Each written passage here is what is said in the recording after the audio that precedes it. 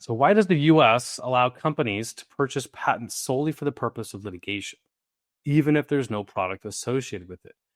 So this is a question about some of those companies that acquire patent assets and simply litigate, right? They don't actually make any products. These are also called patent trolls sometimes, and their negative connotation of those that are non-practicing entities.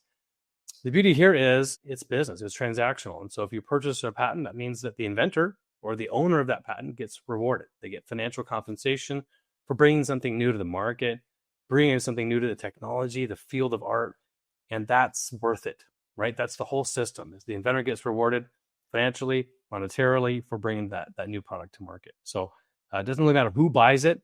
If their purpose is to go sue other people, go enforce the patent, that's the whole point of the system. And so you bet the US is going to allow that capitalistic cycle to continue.